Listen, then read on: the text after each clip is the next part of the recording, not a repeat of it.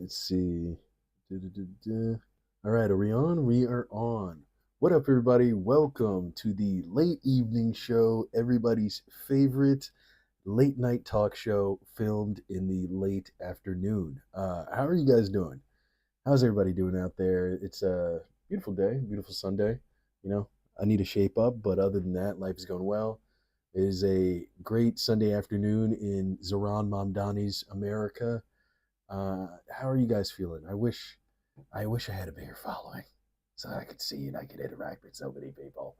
We're gonna keep this going. I don't know, man. I started this live stream today for a very special reason. For a very special reason, and that reason is that I feel like New York City is under attack in so many different ways. I can say it in a multitude of ways. From tax situations to deed theft to even just the culture of the city. I feel like New York City as a whole is just kind of at war in this weird way, and there's a lot of different point of views to it, but I think the main way we are at war is through our politics. Obviously, Mr.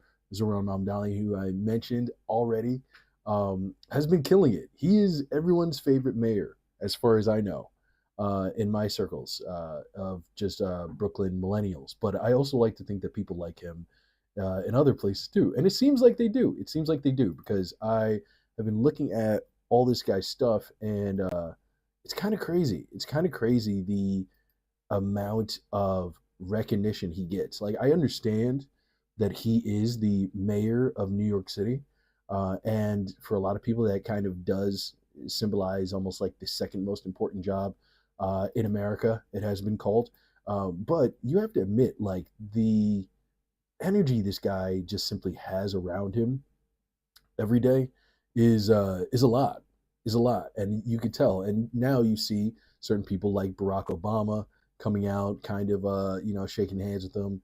Mamdani kisses the ring, but you're seeing more and more people warm up to him, and this is before when people did not give a fuck about this guy. I mean, obviously, we all know the story about how he was the Democratic nominee, and even then, other Democrats were not supporting him in any sort of way. But things really have changed, man. This dude's popularity has gone through the roof. If you look at any of his comments, as you can see right here, any of his comments are usually pretty congratulatory, and they're from people not just across the country, but across the world. Across the world, he's been putting together different coalitions of people. In fact, uh, this one of the people he has now on city council for District 3 is Lindsay Boylan. She's one of the people who is the whistleblower against Andrew Cuomo. Um, so he's putting a lot of intelligent people there, and a lot of people who I think have a lot invested in the city and the well-being of this city. I say all that to say this because you guys are probably wondering, Phil, what are you even talking about? I say all that to say this: people are coming after this guy. People are coming after this guy, and it's not really the working class, but it is a multitude of people. Number one, business owners. Number two, the wealthy. The wealthy and business owners sometimes go hand in hand, though, as well. And for every one of his videos that goes viral, I feel like I see six other videos that don't do that well, but are trying to suck people in to some form of negativity. And I think it's just because the obvious reasons, right? He wants to tax the wealthy. He's doing, first off, he still has his proposal with Kathy Hochul, right, about doing the tax for wealthy people, raising their taxes up by just 2%, the millionaire tax. So that is his plan to really fix the deficit. But on top of that, one of the things he's doing to help the deficit as much as he can right now is also a tax on any sort of home that is above $5 million, that is a second home for a wealthy person. And people are extremely livid about that. And I think it's mostly because, as we all know, these types of things affect the status quo, right? They change things. For a long time, I feel like we've all been told that, almost that America and American politics, they kind of have to move very, very slowly and very, very incrementally, right? And then Donald Trump showed us that that isn't true at all. You don't have to do that. But I think Zoran Mamdani is showing us that, but in a positive way, right? Instead of going around and trying to shut down the what is it, the Strait of Hormuz, right? I believe. Sorry, I'm not big on foreign policy, so forgive me if I fuck up any names. The Strait of Hormuz, right? Uh, he can just do that at the snap of a finger, along with Iran. They battle, but you can do these things in positive ways as well too, and you can kind of see this a lot with him. So one of the ways is taxing the wealthy, but he's done a lot in his next 100 days. In his last 100 days, number one, in into in conjecture with the tax, he's also combating deed theft, and I'm going to get to that. But I also want to post about or show you guys him vetoing one of the bills that he actually put in as soon as he became mayor. So I'm just going to show you this real quick. To anti-war protests just this month. Our city's history is written by those who refuse to stay silent. As mayor, I stand firmly on the side of New Yorkers' right to challenge power. Yes, even mine. Last month, the City Council passed 2 bills related to this right, known as buffer zone bills. Today, I am letting one of them go into effect and vetoing the other. Here's why. The first bill is Intro 1B, which applies to houses of worship.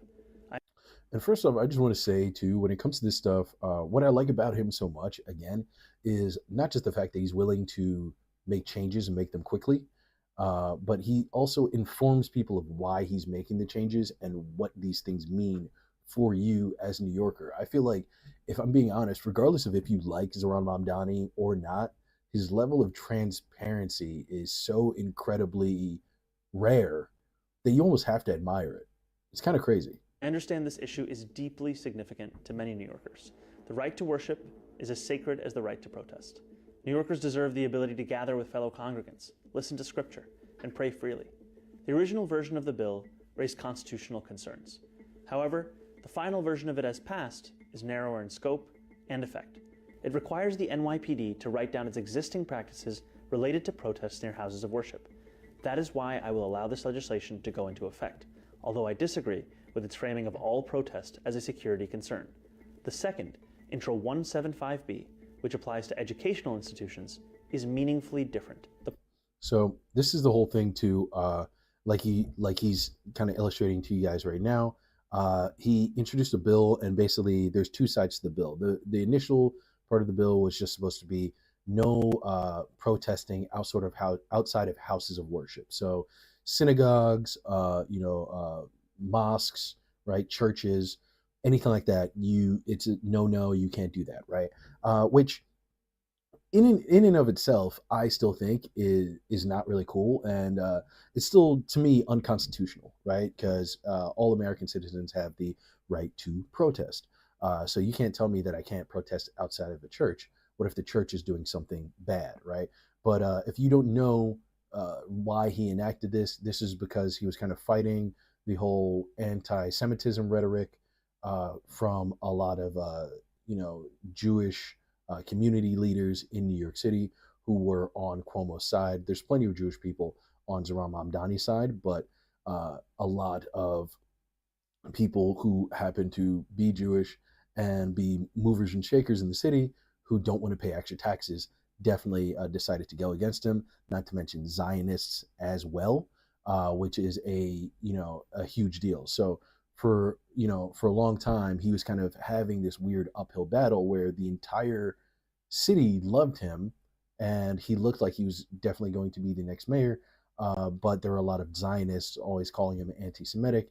And although this doesn't seem like the biggest thing now, right, because people have pretty much turned on Israel, at the same time, even just something a few months ago, because America and Iran and Israel and Lebanon, it's gotten so bad. But even just a few months ago, someone being called anti-Semitic who was running for mayor, it might be a very very serious accusation. So for a while, they kind of had him, do the whole Cersei Lannister, naked walking through the town square, shame, shame, kind of thing for a while, where he had to keep on saying he denounced what is it, Justice the Infantata or some shit, whatever, right? Basically, I guess that was more in support of Hamas. He's called Israel, the occupation of Israel and Gaza, a genocide before. These are things that people have problems with. So that's why he enacted this whole bill in general, kind of just to shut people up and let them be like, hey, I'm not here to attack anyone who is Jewish. I just am against Zionism, but I'm here for all New Yorkers of all faiths, right? So I'm going to do this so people don't feel so threatened by my existence as mayor. Which, it's funny they're calling him anti-Semitic for saying that that the whole thing in Gaza is a genocide, but honestly, people calling him out for anti-Semitism, for calling out a genocide because he's a Muslim man, is Islamophobic. But nobody really cares because nobody really cares about Islamophobia. Yeah, I feel like I mean, a lot of people have had to jump through hoops, especially, I'm a black person. Black men have had to jump through plenty of hoops for this types of stuff as well too. But game recognized game. I see it. I understand that he has to do a little bit more than other people. Where this bill went wrong is just like how he was saying, is that it started to lead to not just places of worship, but also educational institutions, which is a very, very wide umbrella of things. And it's kind of one of those things where it's a slippery slope. It's a snowball effect. You say, oh, you can't protest here, and then you say you can't protest here, you can't protest here, and it starts, building up, and now you can't protest anywhere. So I guess his veto of the second part, the educational institutions part, is to help fight that. And even though I have a problem with the first part of the bill, and I would prefer that he vetoes the entire thing, um, mostly because a lot of the sales of land that happens in Gaza happens in synagogues in New York and across the country. That's how they sell land, and that's why these people are being settlers and just going onto people's land and unfortunately extinguishing whole family lines, right? Because they've sold plots of land that they don't even own, right? So I would like protesting to be able to be outside of houses of worship. And I heard that he actually wanted to veto that as well too, which doesn't shock me. I think this whole bill was just more of a way to shut people up. But apparently in city council, they held on to it and they all voted to keep the bill as a whole. So the only thing he could veto was the second part. But let's finish him talking about this. I kind of want you guys to hear it from him. The problem is how widely this bill defines an educational institution and the constitutional concerns it raises regarding New Yorkers' fundamental right to protest. As the bill is written, everywhere from universities to museums to teaching hospitals could face restrictions. Say you're a worker protesting ICE, or a college student demanding your school divest from fossil fuels, or demonstrating in support of Palestinian rights. Intro 175B is not a narrow public safety measure. It is a piece of legislation that has alarmed much of the labor movement, reproductive rights groups, and immigration advocates, amongst others, across the city. Nearly a dozen unions have raised the alarm about its impact on their ability to organize. That is why I am vetoing this legislation. And you know what? I really, again, once again, I like the fact that he's doing this because people have said that, yes, he came up with the initial part of the bill for no houses of worship, but then the whole secondary part of educational institutions was added later. My thing is, regardless, maybe even if he did add the educational institutions part, after, just to appease more people, once he learned how many people were against it, and he probably knew that people would be against it from the beginning, but once he learned how many people were against it, he walked it back and he changed it. And now he's talking to us about it. Again, the transparency to me is what is so great here. Topics are inherently complicated. Debate, disagreement, and even protest are too. But we believe the constitutional rights to protest and to worship are both invaluable. Our city will continue to uphold both, and we will make sure that protection, prayer, and protest are guaranteed for every New Yorker. Yeah, man. And, you know, again, this guy, uh, he scares people. Doing this type of stuff where not necessarily vetoing things, but being this transparent, telling people what's actually going on in the government, really showing them like figures, you know, and explaining to them why they don't have the things they don't have, right? And how they can get them. You know, leading with different people on social media, you know, and kind of really talking to people, getting to know people. This is him with the bellhops and Mayor doormen Mamdani. right now, you know, where there's a lot of issues with the doormen. I believe they actually just finished their strike, but he Why was are we there here to today? aid, at least support in showing up. And these things are huge.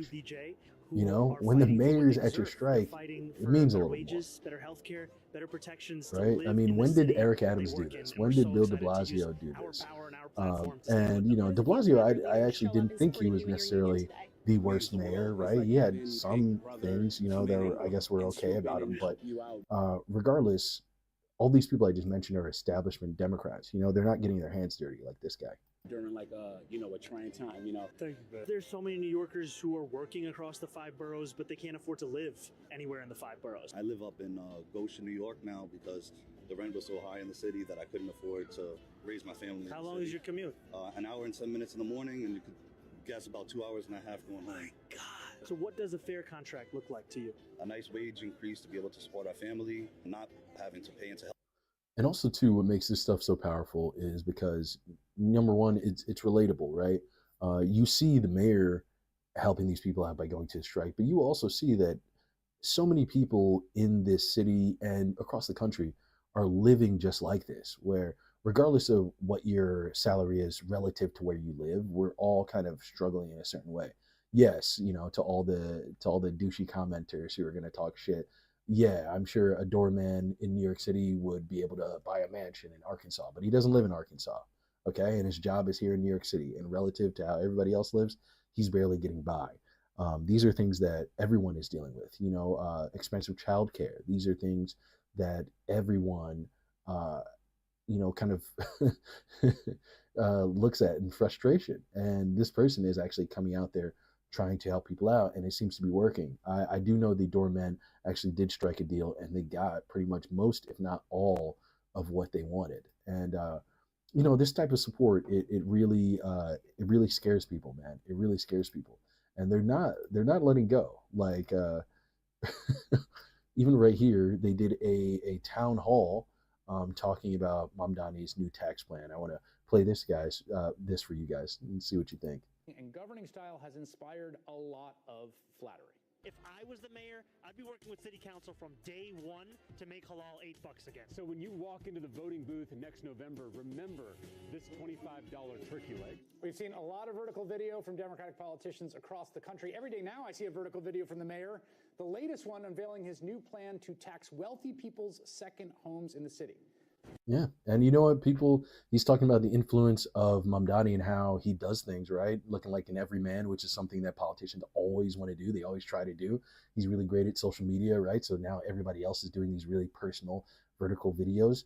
Let's just hope, aside from adopting his social media strategies, they also start adopting some of his policies as well. So we'll see. When I ran for mayor, I said I was going to tax the rich. Well, today, we're taxing the rich. As mayor, I believe everyone has a role to play in contributing to our city, and some a little bit more than others.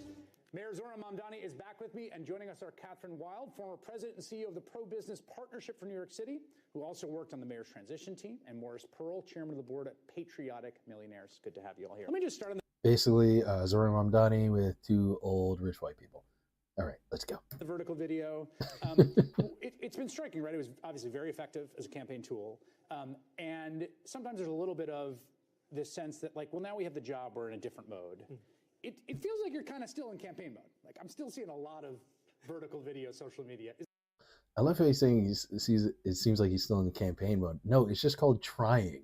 That's the problem, right? Especially not just with Democrats, but just with politicians in general. But you know what? Yes, especially with Democrats, because I feel like Republicans are just happy eating, pig slop all day, right?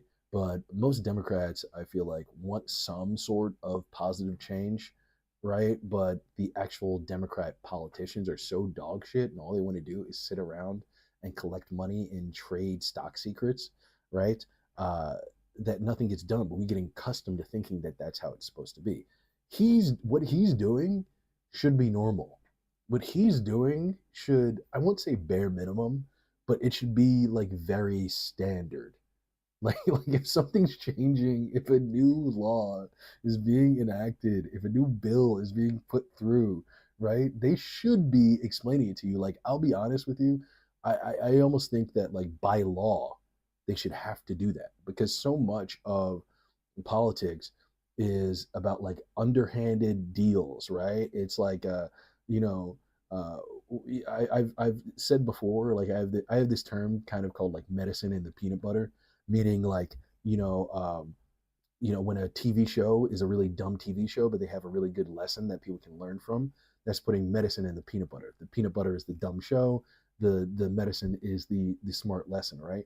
But I think you can also have the reverse. You can have kind of poison in the peanut butter in the same way, where it's just, you kind of just get accustomed to these things, these kind of dumb things, and they slowly make you more and more apathetic, right? You might be comfortable with certain things, but so you don't really speak up, you don't say anything. We have social media, right? We have video games, so we're passive, right? That's the peanut butter. But every day they're taking something away more and more, right? They're slaughtering the Department of Education. They're getting rid of Medicaid or something, and it's like, eventually, you're no matter how good that peanut butter is, no matter how good those distractions are, you're gonna get sick, and you're gonna have to get to that point of consequences for not paying attention to what's going on around you. And I think someone like this is kind of the antidote to that. They are kind of the antithesis of this whole thing, and that's again why people just cannot stand him. Is that on purpose? We want to use every tool we have to actually reach New Yorkers. He makes it cool to try. It's crazy. A lot of times in politics, it feels like you're just speaking in an echo chamber. And New Yorkers are very busy. They don't have time to tune in the exact way you want them to listen to you. You have to reach out to the way that they're engaging with the world. And I think about the greatest mayor in our city's history, Fiorello LaGuardia. One of the hallmarks of his approach was the use of the cutting-edge technology of the time to reach out to every New Yorker. That's what we're looking to do. For all the focus on the medium, though, I would say that sometimes the message does get lost. Well, the message in the latest one, you said we're going to tax the rich. You said we're going to tax the rich. We're taxing the rich. You announced this new tax that's going to be on second homes worth over $5 million, I think. Yes. Catherine, I know that a lot of folks at the partnership were very nervous about the tax the rich agenda of the mayor. What do you think of this new tax? Well, in general, taxes should not be presented as punitive. And I think generally the taxpayers feel that if they have a legitimate reason for raising a tax. Hold on, real quick. I also want to say one thing I love about Zoran. People always talk about. Oh, sorry. One thing I love about Zoran. People always talk about his smile, but I also think his his straight face is one of the funniest things in the world, because you can tell what he's thinking as soon as you see it. Like look at that. Look at it, look at that right there. You know what I mean? She's talking about, like, well, taxes aren't supposed to be punitive, and his face is just like, bitch, you're done. Your days with these bullshit talking points that help nobody and only help you are fucking over. Look at that. Oh my god. That is bro. Oh my gosh, bro. That is that brown dude who don't play. Like, you ever see those videos, where like there's some dude stealing from a store and the shop owner is coming out with a broomstick? That's the face of the man with the broomstick. And these guys just stole some Takis. They're about to get beat. A legitimate reason for raising a tax.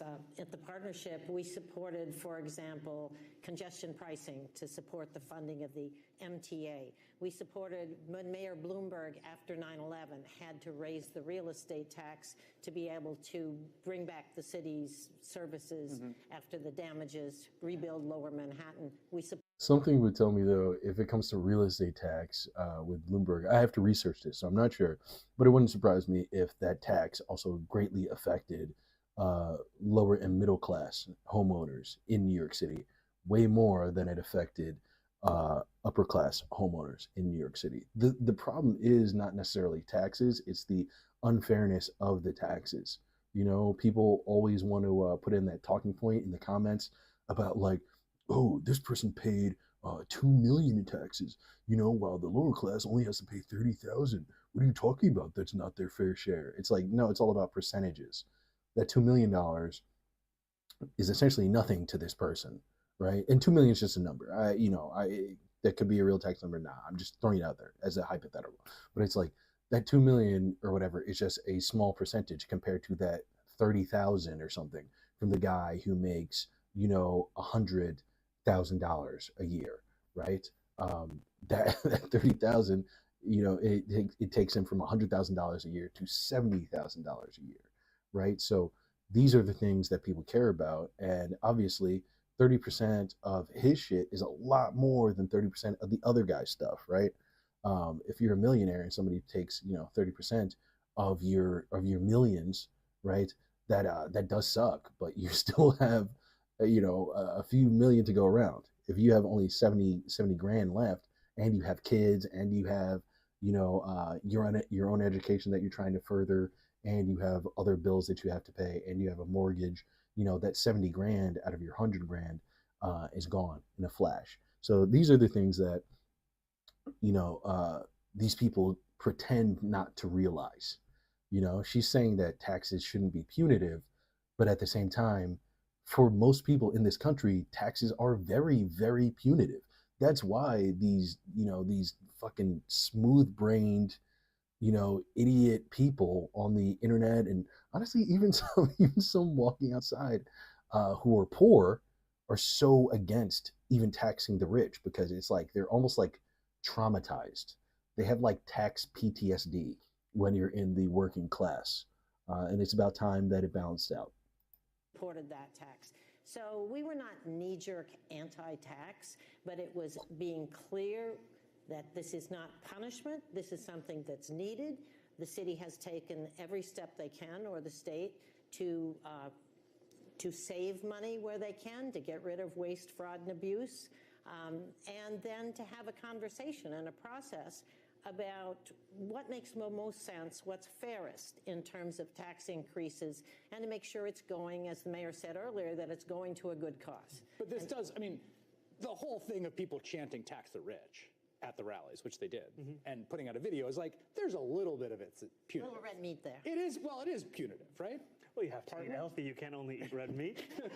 I mean, there is something a little punitive about it. I think what it's a reflection of is that we're speaking about a city that's the wealthiest city in the wealthiest country in the history of the world.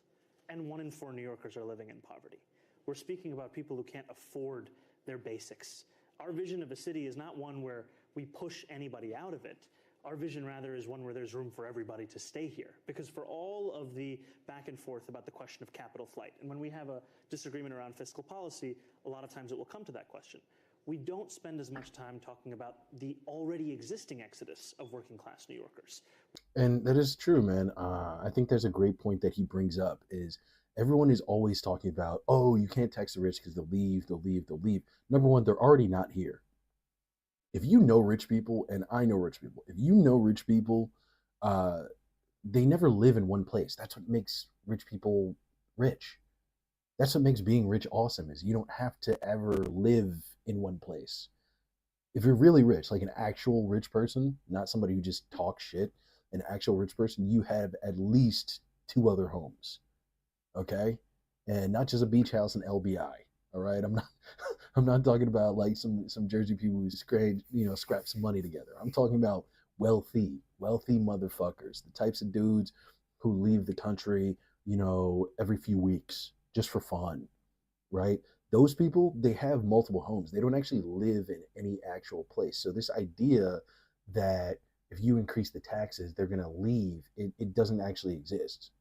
They don't even live in the places where they own property, right? They kind of just swing back and forth between Miami, LA, and New York, right, and bounce around. So I think it's a good idea. I think more places should do these sort of estate taxes. And obviously, if people decide to sell, right, because they don't like this stuff, then that just opens up for another piece of real estate to be sold, right? And if it stays there unsold, then that just drives down the market for the prices of housing. So it's a win-win-win. It really is. It really is. And like you said, it's about time that people start really thinking about the working class that has had to leave this city. Everybody's talking about this, the 20,000 billionaires, that have to leave New York. What about the millions and millions of working class people? The doormen, from that last clip I just showed you. Those are the people that we're talking about. When we talk about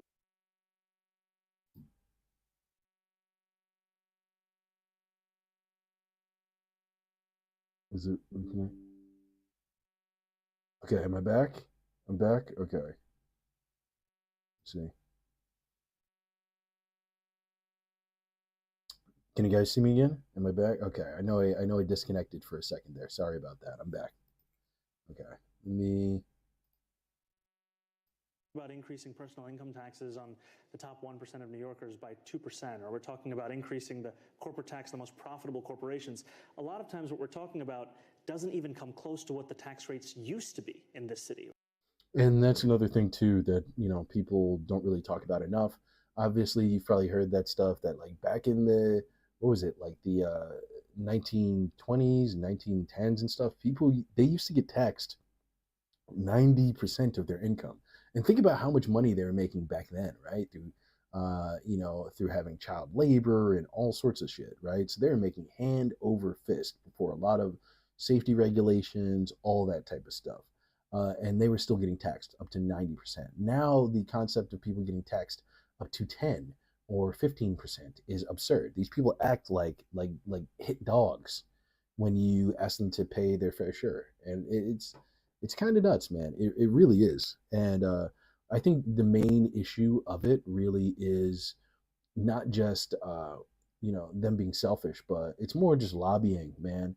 Citizens United really did ruin the country because it just allowed for these like massive corporations and people with just insane amounts of money to just funnel cash into candidates and essentially make them their puppets to do whatever they want to do, man. And it's crazy, And I don't know. I'm happy to see a lot of this changing. But enough of this. I'm going to switch over to the story of Chi Ose. Some of you guys may or may not know the story of Chi Ose. He is the city council member who recently got arrested in a deed theft protest. So He has now been released from police custody. He was arrested while joining community members to stop the eviction of an alleged deed theft victim. Let's get right out to News 12's Nadia Galindo, who has the latest. Nadia, what are you learning? Well, this incident really has shaken this whole community. In fact, you can still see neighbors gathered at Brownstone where tensions boiled over this morning. Is it disconnecting? Am I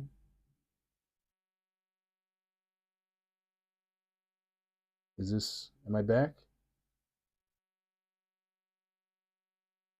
Am I back?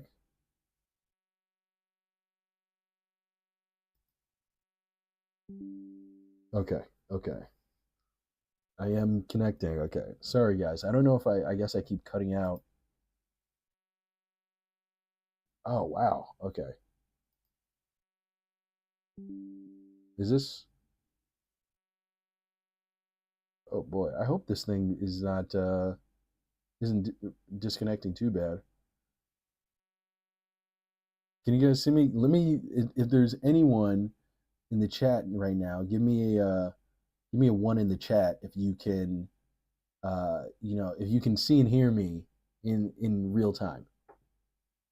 because I don't want to fuck this up. I think this is okay. Okay. But yes, deed theft. You can have debt on your house. You may not know about it. Somebody can put a down payment on that debt, right? Because they put the down payment on the debt that's connected to the house. Now they possibly have some sort of ownership over the house, and you can kind of take it over. It is something that is technically legal in certain ways, but at the same time is just wrong. And also, a lot of these guys that do this stuff also do a lot of stuff in order to get the deed as well too. So it's not always just 100% legal, and that they just get by on it. It's not. It's yeah, it's really messed up, man. It's really messed up, and this led to Chiose, one of the council members, getting arrested because he was helping protest and fighting for this stuff. So now this is becoming a very, very big deal, and obviously this is a big deal because people don't want to lose their homes, but this is also another deal because of Zionism. The word of the day, kids. The word of the day, children, is Zionism. This is a massive deal because of that. Obviously, people have been putting together a little bit of a correlation, anti-Semitic. You know, um, the problem with that is that Jewish and Zionist are not the same thing. They're just not. Jewish and Zionist are not the same thing. But a lot of Zionists try to say that they are in order to skate away from any sort of criticism. So it's kind of a shame right now, and it's stuff like this is really happening to tear the city apart, man. This Now, stuff this all is stems crazy. from a long-running deed theft case involving this property. Yeah, this lady actually, before I click on the video, this lady, she actually was arrested, and they had her arrested for basically not leaving her own house. They intend to evict this woman from her own house, even though it's hers. She owns it outright. Yeah, so she got arrested for it. I believe they got her out of jail along with Chiose as well. But let's continue. Video shows a chaotic scene on Jefferson Avenue, ending in the arrest of Councilmember Chi Osei and 4 others. Osei seen face down on the ground in handcuffs. I did not attack an officer. I was manhandled by 3 men. They slammed me against the concrete. My face is sore, and I do feel a little loopy and dizzy. Yes. What do you think? Free Chiose! The council member was released hours later, standing alongside colleagues who are now condemning both his arrest and what they call a growing deed theft crisis. Yeah, man. I think this is not just an issue at Bush, Crown Heights, any place with like a high black population,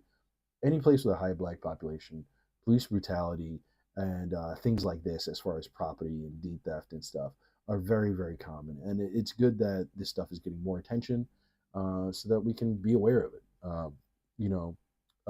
When it comes to Rikers, let me see. Okay, we're connected. We're back. Okay.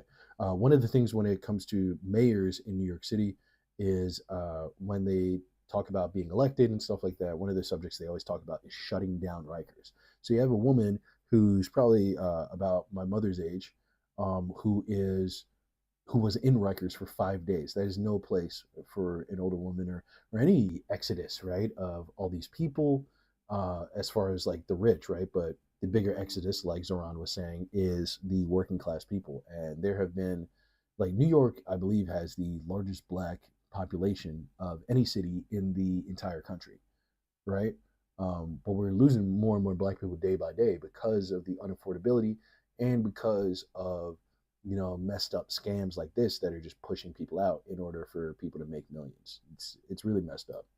Councilmember Osei calling on the governor to step in. We must end the scourge of deed theft, and we will continue to advocate for the governor to implement an eviction moratorium so that homeowners who are dealing with pending deed theft cases can stay in their home. And that's another thing too is, although some of this stuff is technically legal, when the eviction processes are going down, there are opportunities for these people to gain back ownership, and for some of these issues or these, I guess, new contracts from these people trying to gain the home to be seen as null and void. But a lot of these people who have means, they have a lot of money, find ways to go around that and kind of cheat the system. And so that is really what makes a lot of the deed theft illegal. Because even though a lot of what these people are doing is wrong, some of it still technically is legal. But it's really the underhandedness that cheats these people in housing court that makes it illegal and gives them eligibility to, get their homes back. So let's keep praying for that shit, man. Let's keep praying for that shit. Anyway, hold on. We are gonna, now that we've dealt with some real stuff, some serious stuff, I think we need to get down to the real serious thing of the day. We've talked about taxes, we've talked about deed theft, but we haven't talked about oxtail. Okay. I saw this today and I felt like I had to say something about it. Mostly because, I mean, shit, we're on the deed theft thing that's been affecting mostly Jamaicans, so I feel like there's something to lighten up the vibes of everything today. So I saw this with Joe Budden, where they're talking about oxtail, right? And it's basically like Ish and Joe arguing. Joe is saying it's oxtail.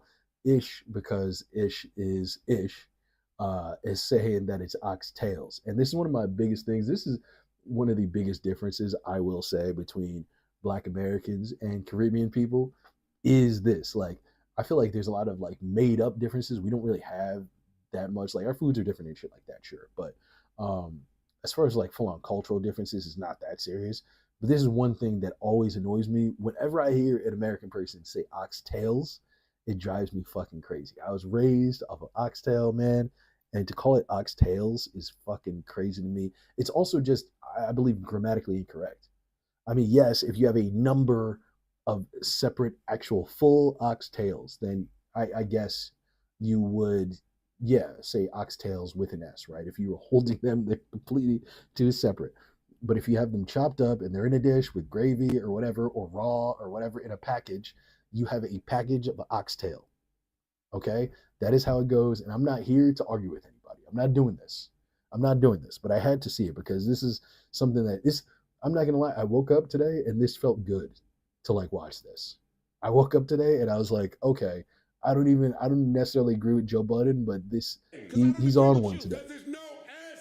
He's on one today. Let me open it back up. I won't take knowledge from nobody. My nigga, I Googled it. You won't either. Don't say oxtails. You not more again. Important than Google. Don't say oxtails. You not smarter than the motherfuckers in the fucking dictionary. I don't care. Just don't. When somebody disagrees with you, they can disagree with you. Don't say oxtails. That's it. Somebody that loves you is trying to tell you something. Joe Budden's word over the fucking dictionary's word. Don't say it again. Got you. That's it. I don't even. You can look up whatever dictionary you want. Don't say oxtails. Thank you. The fucking end of it, nigga. And this is crazy. Is like you say that to somebody and then they just keep going. They be like, and oxtails. We gotta go eat some. It kills me, man. It kills me. I will say this, man. Like the way that people are so like flippant with like, Caribbean food. I did forget. I forgot Ish was a flat earther. That is true. He's not beating the allegations, man. People want to play him like he's stupid, and he's not beating the allegations. I don't think he's dumb, but he has some alternative thoughts that probably should be kept to himself. Let's just say that. Go down. Your Google searches are wrong. I looked it up in the dictionary. Your searches are wrong. I looked it up in the dictionary. You fucking idiot. Wrong. Look, don't say it again. Look, you're not gonna sound. And not for nothing. You gotta have boundaries. You gotta tell people how you feel. Sure, right? But I also feel like there is a healthiness and a closeness to being able to unload on each other. Pause. In this type of way, where like, if either of them brought this tone to any other person, they'd be having a fight, right? But because they know each other for so long, they've known each other in such a real way, they can have this conversation. Now it becomes a great podcast moment, So I don't know. I think it's funny. Just oxtail though it has to be oxtail. It has to be oxtail. How they're gonna melt. I didn't even know that. Apparently, this was like a huge deal. Like these guys are, figuring out where are we gonna put the water. We need the hose for it. We need this. We need that. Like this whole entire news clip is fans waiting for Drake's ice sculpture to melt, and this is a 45-minute video. How could this be that long? I'm just gonna keep going down here. Okay, there we go. We're gonna click over here and see where we get what happens on this side.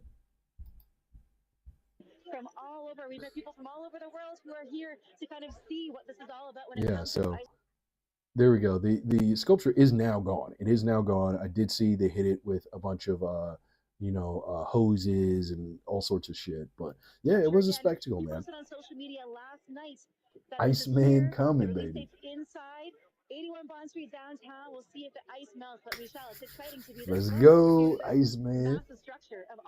Let me ask you, what do you guys think about the album? Because do you think it's gonna be a hardcore hip hop album? Do you think it's gonna be just a classic Drake album with like almost like half and half, more leaning to R&B, which is kind of what he's been doing, for the last few years? Or I don't know. What do you think it's gonna be? I think he'd be stupid if he put too much R&B in it. I'll be honest with you. I think it'd be a very, very smart idea for him to rap for most of this album, but knowing Drake and how he just does whatever he wants to do, he doesn't care what the fans want. Who knows? I'm leaving it up to him, but I will say this is like, it's a big album, man. It's a big album. Yeah, what an ice cold concept. People seem to love it. We appreciate the update. I think it's huge. Can't wait. People were also like trying to get into it. They did eventually have one streamer crack through it. I do like this idea of the promo though, because it's a different way than people are known for doing. I like that it's like an art installation, right? When it comes to rollouts and stuff, obviously there's the typical interviews and stuff. That's cool, but when you can do interesting stuff like that, that's kind of a spectacle. I think that's pretty dope. Wait to see what happens with it. Now, still to come on CTV News at noon, a local group wants to bring a planetarium back to our city. Okay. Now, yeah. So, Iceman, man, it's come May 15th. I'm excited for it. May 15th. I'm just saying, man. I'm very excited for it. I just hope he doesn't bullshit. I hope he doesn't do what I'm afraid he's going to do, which is ruin everything by trying to like troll everybody, while also, being very, very obviously still bothered by the beef. At this point, man, he lost the beef. It is what it is. He needs to just bounce back. I don't even know why he was suing anymore. He shouldn't have done that in the first place. It was lame as hell. That's the main thing that I will say I hate about him. But he needs to get his shit together. And Iceman is the way to do it, man. He's been waiting for a long time, though. This is weird. I'll be honest. Drake is usually not this quiet. Like ever. He's never, ever this quiet. And people want to make those jokes and stuff too about, he's done this before and, he's been dropping all the time. Like, what are you talking about? Blah, blah, blah. Some Sexy Songs for You was an album he had recorded before anyway. All the other songs like, No Face and all that stuff was stuff he was about to drop anyway. And a lot of those other songs are just like random one-offs that are kind of unfinished that he just dropped. We're talking about like focused hip-hop dropping a project Drake that has not happened in 2 years. That is kind of crazy. And it's kind of crazy when you think about the fact that he had been dropping albums multiple times a year, or once a year at least for like 16, 17 years total. Like it really is nuts. The amount of material that guy has. I will say, like, I think J. Cole is a better lyricist, and I kind of think that Kendrick Lamar is a better artist in some points. You know what I mean? Like Kendrick Lamar is a very distinct person to listen to. It's not I'm gonna listen to Drake a lot more than I listen to Kendrick Lamar, but when I do listen to Kendrick Lamar, I feel like what I'm listening to is better than what Drake might give on any random day. But I feel like what really is Drake's bread and butter is his consistency and his tendency. It's like, yeah, J. Cole might be a better lyricist. This guy might be a slightly better artist, but Drake is putting out music constantly and it's at their level. It's not like, you know what I mean? It's not like way below, and I think that's what really has kind of edged him out. Not to mention the fact that he is the king of anthems. Like he knows how to make anthems a lot. Like that is really his power, is massive hits. So I think that's really what makes him so incredible. And I'm wondering how that's going to translate to Iceman, because it's like this is an album where he's supposed to be putting out something more meaningful, hopefully. And I wonder what that's going to be like. I mean, I'm hoping that this is more or less Drake's 444, right? Chances are it's probably not going to be like that because of just how he is. Unfortunately, I've come to terms with it. I've come to terms that with the fact that the Drake that I like kind of grew up with and learned to really love as a kid is not the Drake that that these other people get, and I've had to make peace with that. I've had to realize that comeback season Drake is not the Drake that a lot of people are accustomed to. They don't know anything about it. It just is what it is. I've had to reckon with the fact that you know he started out as someone who was extremely vulnerable, and now he makes tracks for dudes who don't give a shit about anything, women or life. They just want to do drugs and get fucked up. These are hard things to accept, but you have to accept them nonetheless. That being said, he's still a good artist, and when he does occasionally, reach into that bag, I think he does a lot of really, really great stuff. So, you know, we'll see how this album is. But yeah, let me know what you guys think about Iceman and shit. And do you think it's gonna be as good as he thinks it's gonna be? Because this is a lot of anticipation. This is a lot of anticipation, a lot of build up, and he doesn't usually do it, but he has done it a few times. But every time he's done some stuff to like hype people up, he also disappoints them, which is another reason why I'm not that excited for this album. Because I think one of the things that Drake loves to do is hype people up and tell them he's going to give them something very, very specific, and then give them the total opposite of that and be like, well, I'm Drake, you're just going to have to deal with it, and I'm the number one guy, so go fuck yourself. It's not fun. Not fun. But we'll see. We'll see. What next do we have on the docket here? Let's see. Iceman. The Michael Jackson biopic is in theaters, and I don't know. Are you guys gonna see it? I don't know. I don't know how I feel about it. Number one, I like Michael Jackson, but I've never been the hugest Michael Jackson fan. I think he was. I'm a '90s kid, but I do feel like he was a little bit before my time in that sense. I was never really listening to his stuff. It was just kind of on, and I accepted it. Plus, by the time that I was born, all those rumors of what he may or may not have done were kind of circulating around. So I even remember when he passed away, me not being so interested in it and not so sad by it, because I was like, oh, well, he does certain things. He has certain proclivities that I'm not into. So if he's gone, then good riddance. And now I think things have kind of changed. I feel like the idea of Michael Jackson has kind of swayed a little bit for a lot of people, especially because of the whole Epstein files and the fact that there's nothing about him in there in a insanely large document, with all these world leaders and the most famous people in the world, and they're each talking about very, very explicit things, and they all have pictures and all this stuff. He's not really in it. Like, he is in it in the sense of, like, there is a photo of him, but they tried. You could tell he hasn't done anything wrong, because they kept on trying to stage things like he did do something wrong, and it kept on getting revealed that he was just being normal. Like, there's one photo with Michael Jackson and Jeffrey Epstein and a couple other people, and there's like little kids and they're blanked out, right? And so you're thinking like, oh, these are children that no one knows, but you remove the blanks and they're just his kids. Those were his kids that were there. you know. So this has caused a lot of people to really kind of turn their back on that narrative of Michael Jackson. I don't know if that's true or not. As far as those allegations about him and the PDF type stuff, who knows? I do think he was a bit of a strange guy, but his music's incredible. But he was a bit of a strange guy. Who the fuck knows? I don't know. But his biopic did come out. Sorry, I'm itching my nose so much. I don't know what happens when I record. I swear to God, I'll record and then my nose gets so incredibly itchy after like a half an hour, 30 to 40 minutes. Maybe it's like my nose hairs. Okay, that's different. It's really shit is different. Um, you know, those are very two different situations. And get a $80 popcorn to watch some asshole in Nike SBs try to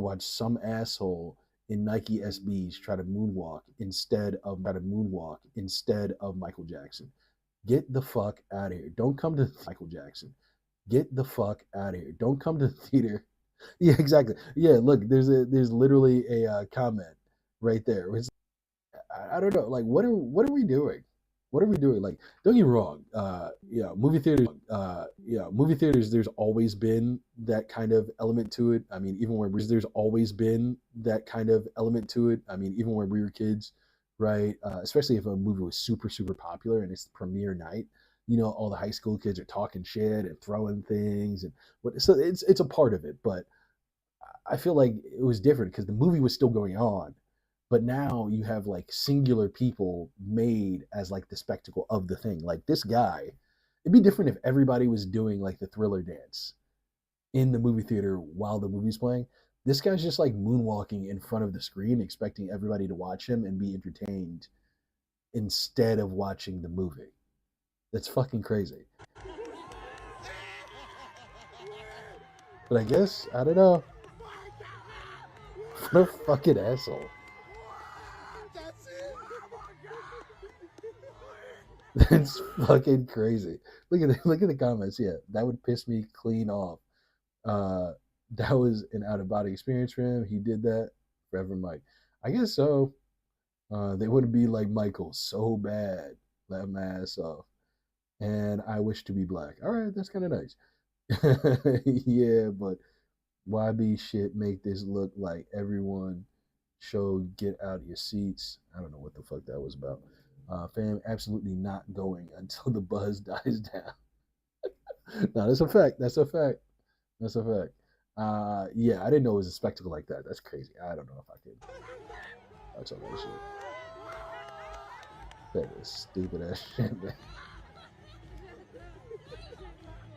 See, this is what happens when everybody gets a trophy in Little League. Motherfuckers start coming up in front of the screen and just doing wild ass dance. At first, it was cool. He's doing a little moonwalk. I don't even know what the fuck this is now. It's like interpretive dance. Like, what is this?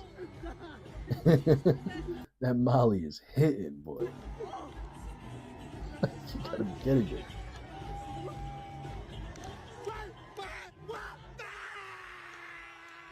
Sit down. I would be so fucking tight. I was listening to was that album before that. Actually, no, I think Pieces of a Kid was the one before The Sun's Tirade. But yeah, so I'd been really really into Isaiah Rashad for a long time. My thing though is that I feel like he kind of fell off. Not even necessarily in the sense of like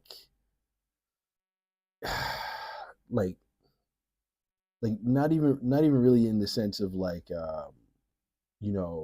what are we gonna say uh like hype music, but in the sense of like lyricism. Like he used to be like he was one of those southern rappers who was a southern rapper. He had a good vibes to him, but could really like spit. And I feel like the last few years he's completely abandoned that part of his repertoire. Like he just doesn't even do it anymore, right? Like The House Is Burning, I feel like I only liked about half of that album, right? And even The Sun's Tirade, I feel like he could have done a lot better. He's one of those people that, everybody has this. Every hip hop fan has that, where there's a rapper that you saw when they're first coming up, and you're like, this is gonna be the guy, and they never became that guy. He's that guy for me, you know. So I hope that he really does well for this new album. I believe the album is called Everything Is Awful, or It's Been Awful, which makes sense. I mean, he definitely has a lot to talk about, which is good for Isaiah Rashad because he's a very open person and he makes a lot of very, very vulnerable raps. So the more he has the more he has to trying to make him into a like Southern Kendrick. Like I really feel like they were trying to make Isaiah Rashad into like a Southern Kendrick Lamar, but I don't even necessarily think it's them. I think it's like a little bit of his work ethic just kind of dried up once he got enough money to just kind of be okay. And it is what it is. I mean, what people do to make money isn't necessarily always what makes them the happiest. So you can't, control that. But it's